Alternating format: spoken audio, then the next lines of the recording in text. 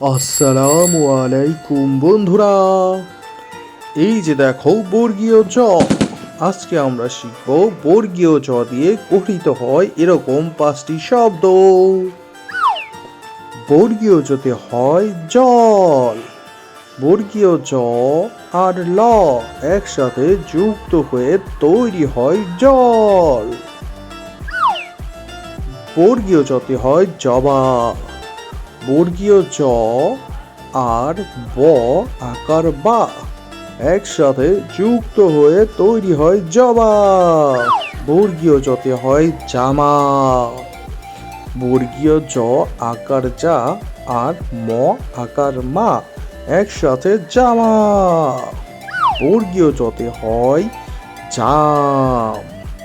বর্গীয় জ আকার যা আর ম দুইটি শব্দ একসাথে যুক্ত হয়ে গঠিত হয় জাম।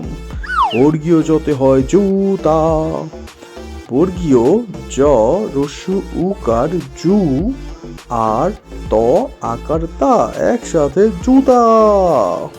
আসো স্মরণ করি বর্গীয় জতে জল, জবা, জামা, জাম আর জুতা।